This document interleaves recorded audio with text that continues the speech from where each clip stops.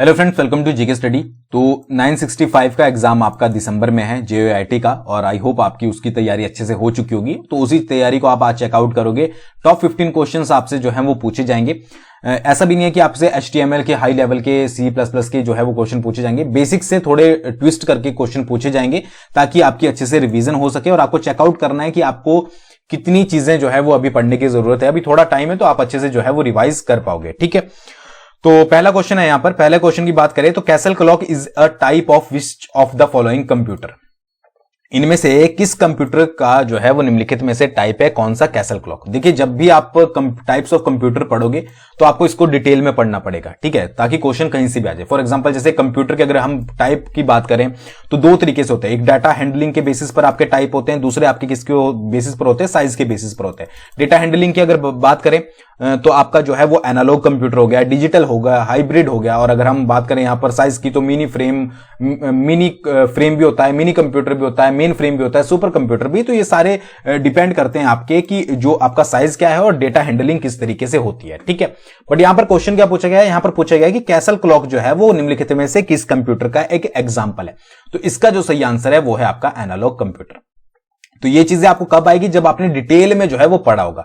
तो analogue computer क्या होता है? एनालॉग कंप्यूटर वो होता है जिसमें हमें जो है वो एग्जैक्ट जो आपकी वैल्यूज की जो है वो जरूरत नहीं होती है, ठीक है। हमें एग्जैक्ट वैल्यूज नहीं चाहिए और इसमें जो है वो डेटा एक्सेप्ट किया जाता है मेजरिंग डिवाइसेस से। फॉर एग्जांपल, आपका जो है वो स्पीडोमीटर हो गया, ठीक है, स्पीडोमीटर इसका एग्जांपल हो गया। आपका मर्करी थर्मोमीटर इसका एग्जांपल हो गया, जहां पर हमें एग्जैक्ट वैल्यू की जरूरत नहीं होती। तो एनालॉग कंप्यूटर वहां पर यूज किए जाते हैं।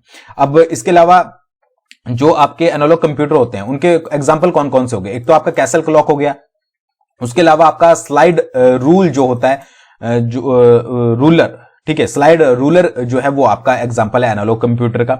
उसके बाद आपका डिफरेंशियल एनालाइजर जो है वो एग्जांपल है एनालॉग कंप्यूटर का। इसके अलावा आपका कैसल क्लॉक तो हो ही गया है। इलेक्ट्रॉनिक एनालॉग कंप्यूटर भी एग्जांपल होता है आपका एनालॉग कंप्यूटर का।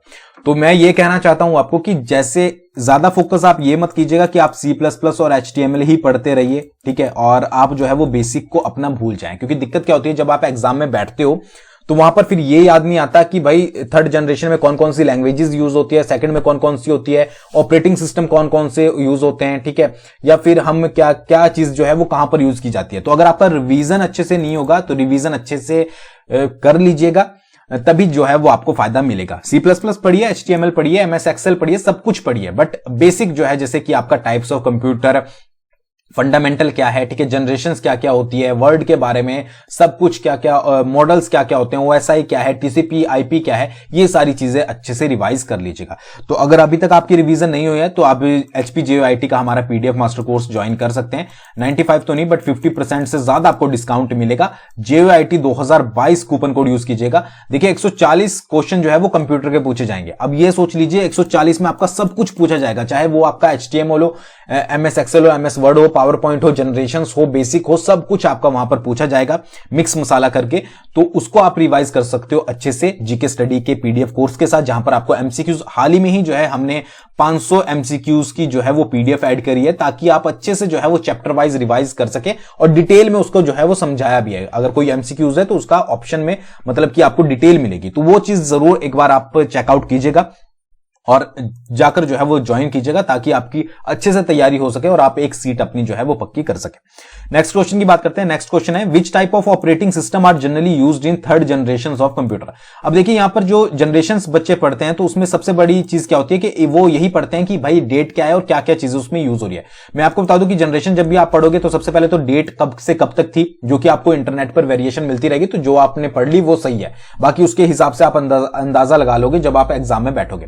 सेकंड क्या है कि आपका कौन सी चीजें उसमें यूज हो रही है, जैसे कि इंटीग्रेटेड सर्किट यूज हो रहे हैं या ट्रांजिस्टर यूज हो रहे हैं, ठीक है, या फिर VLSI यूज हो रहे हैं, क्या चीजें उसमें यूज हो रही है वो चीज आपको पढ़नी है। थर्ड क्या है कि उसमें लैंग्वेजेस कौन कौन सी यूज की जाती है, यानी कि थर्ड जनरेशन की लैंग्वेज कौन कौन सी है, फर्स्ट की कौन सी है, सेकंड की कौन सी है, फोर्थ की कौन सी है, ये चीज, ठीक है। चौथा कि ऑपरेटिंग सिस्टम उसमें कौन कौन से यूज किए जाते हैं, और पांचवा कि उनकी यूजेस क्या क्या है, कि कौन किससे हाई है कौन किससे लो है। ये तो जनरली सी चीज आपको पता ही लग जाएगी कि जो लेटेस्ट है वो सबसे अच्छा ही वर्क कर रहा होगा। तो ये सारी चीजें आपको पता करनी है जब भी आप जनरेशन के बारे में पढ़ोगे। जैसे यहां पर पूछा गया है कि ऑपरेटिंग सिस्टम कौन से यूज किए जाते हैं थर्ड जनरेशन कंप्यूटर्स में, जैसे time sharing, multi programming, remote processing या ऑल ऑफ द अबव। तो इसका जो सही आंसर है वो है आपका ऑल ऑफ द अबव। ये तीनों जो है वो आपके थर्ड जनरेशन में यूज किए जाते हैं। तो इसलिए बोल रहा हूं मैं कि अगर आपको डेटा नहीं पता लग रहा है कि आपने तैयारी कर ली है कि क्या पढ़ना है, क्या नहीं पढ़ना है, क्या रिवाइज करना है अब, तो आप जीके स्टडी का पीडीएफ कोर्स जो है वो ज्वाइन कर सकते हो। बाकी टेलीग्राम पर भी हमसे जुड़िए, हम कंप्यूटर की क्विज वहां पर डालना जो है वो अब शुरू करेंगे। बाकी जीके स्टडी ऐप पर तो आपको मिल ही जाएगी। नेक्स्ट बात करते हैं, which of the following charts are generally used to show the trends up and down in MS Excel. ये क्वेश्चन तो प्रीवियस में पूछा भी गया है कुछ एग्जाम में कि कौन से चार्ट्स जो है वो यूज किए जाएंगे एमएस एक्सेल में अगर आपको जो है वो ट्रेंड शो करना है। तो अप एंड डाउन वहां पर प्रिंट नहीं होता है, क्योंकि इससे आप एक आइडिया लगा सकते हो कि इसका जो सही आंसर होगा वो होगा आपका लाइन चार्ट। ठीक है, बट यहां पर लिखा होता है ट्रेंड्स, तो ट्रेंड्स का आंसर होगा आपका लाइन चार्ट। ठीक है, इसका सही आंसर कौन सा है? Line chart. दो बार इसलिए बोल रहा हूं ताकि आपके दिमाग में बैठ जाए। बार चार्ट किस लिए यूज होता है? बार चार्ट होता है आपका वैल्यूज को कंपेयर करने के लिए। ठीक है,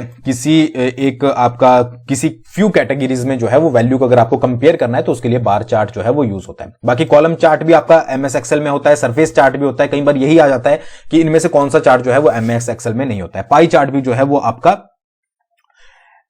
जो एमएस एक्सेल में होता है। अच्छा, एक क्वेश्चन मैं आपसे पूछता हूं, कमेंट करके बताइएगा, जो पाई चार्ट होता है उसका अनदर नेम क्या होता है? मतलब पाई चार्ट तो होता ही है एमएस एक्सेल में, बट इसको किसी और नाम से भी जाना जाता है, तो वो कमेंट करके आप जो है वो मुझे बताइएगा। हम बढ़ते हैं अगले क्वेश्चन के ऊपर। Twisted pair is an example of which type of transmission medium. ठीक है, अब जब भी आप क्वेश्चन पढ़ें तो ये चीज याद रखिएगा, यहां पर ट्विस्टेड पेयर आया, ट्रांसमिशन मीडिया अगर आया तो आपको ट्रांसमिशन मीडिया के बारे में पता होना चाहिए। जैसे ट्रांसमिशन मीडिया की अगर बात करें तो दो टाइप का होता है, कौन कौन सा? गाइडेड होता है और अनगाइडेड होता है। ठीक है, तो ये जो ट्विस्टेड पेयर है ये एग्जांपल है आपका गाइडेड मीडिया का। ठीक है, गाइडेड मीडिया में कौन कौन से आते हैं?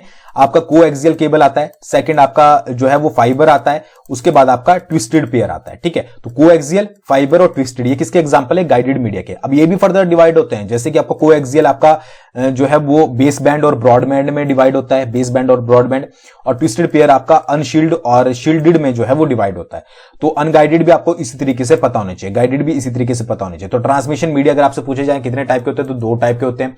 अब गाइडेड मीडिया कितने टाइप के होते हैं? भाई तीन टाइप के होते हैं। ठीक है, तो ये सारी चीजें जो है वो आपको पता होनी जरूरी है। तो इसका आंसर ट्विस्टेड पेयर क्या होगा? इसका आंसर होगा आपका गाइडेड मीडिया। आई होप आपके सभी जो है अभी तक आंसर सही हो रहे होंगे, हो भी नहीं रहे हैं तो भी आपको जो है वो पता लग जाएगा। नेक्स्ट आपका विच of the following is bottom most layer of the TCP IP model. ठीक है, देखिए टीसीपी आईपी मॉडल में जो है वो 4 लेयर्स होती हैं, network access layer, internet layer, ठीक है, और होस्ट टू होस्ट लेयर और एप्लीकेशन लेयर। तो यहां पर पूछी गई है बॉटम मोस्ट लेयर कौन सी होती है, तो वो होती है आपकी नेटवर्क एक्सेस लेयर। ठीक है, अब देखिए जो ओएसआई मॉडल होता है, आई होप आपने पढ़ा होगा, अब तक नहीं पढ़ा तो एक बार जरूर आंखों के नीचे से निकाल लीजिएगा। तो उसकी जो डेटा लिंक लेयर होती है प्लस उसकी जो फिजिकल लेयर होती है, इन दोनों लेयर का कॉम्बिनेशन होता है आपका नेटवर्क एक्सेस लेयर। किसकी? टीसीपी आईपी मॉडल की। तो ओएसआई भी अच्छे से पढ़ लीजिएगा, टीसीपी आईपी भी अच्छे से पढ़ लीजिएगा। नेटवर्क एक्सेस लेयर का वर्क क्या होता है? इसमें जो है वो फिजिकल ट्रांसमिशन होती है किसकी? डेटा की। जो फिजिकल ट्रांसमिशन डेटा की होती है वो किसमें होती है? नेटवर्क एक्सेस लेयर में होती है। किसकी बात कर रहे हैं? टीसीपी आईपी मॉडल की बात कर रहे हैं। तो ये भी आपको समझ आ गया होगा अच्छे से। तो दोबारा बोलूंगा, ओएसआई और टीसीपी आईपी जो है वो रीड कर लीजिएगा। नेक्स्ट की बात करते हैं, रेडियो, कीबोर्ड और monitor is an example of which of the following transmission mode. ठीक है, ट्रांसमिशन मोड जो है वो आपके 3 टाइप के होते हैं। कौन कौन से? सिंप्लेक्स, हाफ डुप्लेक्स और फुल डुप्लेक्स। ठीक है, तो जो रेडियो, कीबोर्ड और मॉनिटर हैं वो किसके एग्जांपल हैं? वो आपके सिंप्लेक्स मोड के एग्जांपल हैं। ठीक है, यानी कि आप जो इसमें डेटा है वो एक ही डायरेक्शन में आपका फ्लो करेगा।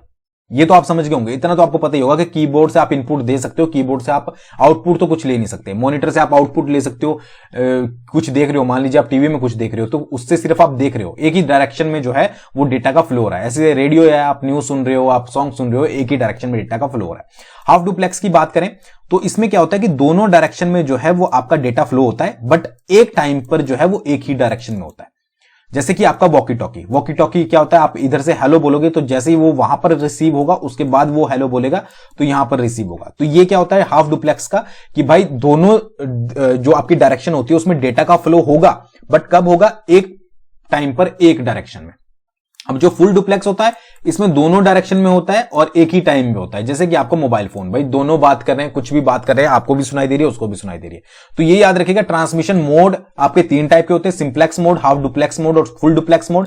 ट्रांसमिशन मीडिया गाइडेड मीडिया और अनगाइडेड मीडिया, तो ये कंफ्यूज मत होइएगा, इसको अच्छे से रिवाइज कर लीजिएगा, ठीक है। बहुत सारे बच्चे ये बोलते हैं कि भाई ये तो बेसिक से क्वेश्चन है। भाई बेसिक आपको रिवाइज करना ही पड़ेगा, आप C++ पढ़कर या HTML पढ़कर ही जो है वो एग्जाम में नहीं बैठ सकते, पढ़ना पड़ेगा आपको दोनों भी, बट अच्छे से जो है वो आपको मैं बता देता हूं। बेसिक अपना बिल्कुल क्लियर करके रखिएगा, उसके बाद आपका MS Excel अच्छे से, वर्ड, एक्सेल और पावर पॉइंट भी अच्छे से पढ़कर रखिएगा, शॉर्टकट कीज अच्छे से पढ़कर रखिएगा। और C++ के आप देखिए, जिन्होंने तो C++ आपका अच्छे से पढ़ा है, मतलब कि जिन्होंने अपने जो बैकग्राउंड कंप्यूटर बैकग्राउंड से आते हैं उनके लिए तो अच्छा है, बट जिन्होंने नहीं पढ़ा है, ठीक है, तो वो ज्यादा डीप में जाने की कोशिश मत कीजिएगा, MCQs उसके जो है वो कर लीजिएगा, वही आपके लिए अच्छे रहेंगे, ठीक है। तो ये चीज याद रखिए। बाकी जो आपकी किसने किस चीज को ढूंढा था, कौन सी लैंग्वेज का फाउंडर कौन है, ये सारी चीजें अच्छे से पढ़ लीजिएगा, क्वेश्चन कहीं से भी आ सकता है। कोई आपको ये नहीं बोल सकता कि क्वेश्चन टफ ही आएंगे या हार्ड ही लेवल के आएंगे, कुछ भी पूछा जा सकता है। तो आप याद रख लीजिएगा अच्छे से कि अगर आपको अपनी सीट पक्की करनी है तो आपको रिवीजन अच्छे से करना पड़ेगा। अगले क्वेश्चन की बात करते हैं। NetBIOS was introduced in 1983 by which company as an improvement to the standard BIOS used by Windows based computer. तो नेट बायोस कब इंट्रोड्यूस किया गया था? 1983 में। किसके द्वारा जो है वो इंट्रोड्यूस किया गया था, ये यहां पर पूछा गया है। तो इसका नाम है साइटेक इन, ठीक है। साइटेक जो है वो याद रखिएगा।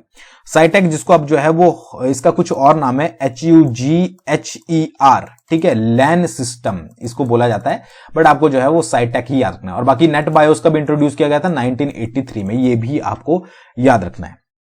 अगले क्वेश्चन की बात करते हैं। 32 bit operations were introduced for the first time bye Microsoft in which window. जो 32 बिट ऑपरेशंस हैं वो निम्नलिखित में से किस विंडो में जो है वो फर्स्ट टाइम इंट्रोड्यूस किए गए थे माइक्रोसॉफ्ट के द्वारा? तो इसका आंसर है विंडो 3.11। कब किए गए थे? 1993 में, ठीक है, याद रखिएगा। नेक्स्ट है आपका dynamic ad hoc wireless network, DAWN। सबसे पहले तो फुल फॉर्म याद रखिएगा, dynamic ad hoc wireless network usually comes under which जी। ये जो DAWN डॉन बोल लेते हैं एक तरीके से, तो ये किसके अंडर आता है? तो ये आता है आपका 5G के अंडर। तो डायरेक्टली याद रखना है। एक तो सबसे पहले आपको फुल फॉर्म ही याद रखनी है, फुल फॉर्म कवर होगी, बट अगर आपसे रेयरली ये क्वेश्चन आ जाए तो आप 5G जो है वो याद रखिएगा। मोस्ट इंपॉर्टेंट क्वेश्चन ये है, the length of a resistor is called what. जो लेंथ होती है रजिस्टर की, ये तो आपको पता ही होगा, CPU का पार्ट है, ठीक है। तो ये लेंथ जो है वो उसको क्या बोला जाता है? रजिस्टर लिमिट बोला जाता है, साइज बोला जाता है, वर्ड लिमिट बोला जाता है, या वर्ड साइज बोला जाता है? तो इसको बोला जाता है आपका वर्ड साइज। अब मैक्सिमम क्या है कि अगर आपने पढ़ा नहीं होगा तो आप इन दो ऑप्शन पर जो है वो ज्यादा फोकस करोगे, बट इसको बोला जाता है आपका वर्ड साइज। तो एक बार आपकी नजर के नीचे से निकल गया, दिमाग में घुस गया, तो ऑप्शन में आएगा तो आप जो है वो जरूर इसको लगा दोगे, ठीक है। तो वर्ड साइज क्या होता है? Word size the number of bit, कितने एक रजिस्टर में जो है वो कितने बिट नंबर स्टोर हुए हैं, इसके बारे में बताता है। कौन बताता है? Word size. बिल्कुल सिंपल लैंग्वेज में कि एक रजिस्टर में कितने बिट्स नंबर जो है वो आपके स्टोर हुए हैं, ये कितने मतलब कितने बिट नंबर वो स्टोर कर सकता है, तो ये आपका कौन सा बताता है? ये बताता है आपका वर्ड साइज, ठीक है। तो length of a resistor simple सा आपको समझ आ गया होगा। नेक्स्ट की बात करते हैं, the value of base in a decimal number system. ये भी कर लीजिएगा, जो मुझे पता लग रहा है मैं आपको बताता जा रहा हूं। डेसिमल नंबर सिस्टम, ये सब कुछ हमने जो तो कोर्स में जुड़े हैं उनको तो बोलने की जरूरत नहीं है। अगर आपने PDF पढ़ी है, पूरी PDF डिटेल में डाली है, ठीक है, तो वो देख लीजिएगा आप। डेसिमल नंबर सिस्टम वगैरह पढ़ लीजिएगा। तो the value of a base in a decimal number system is what. तो डेसिमल नंबर सिस्टम में वैल्यू बेस की क्या होती है?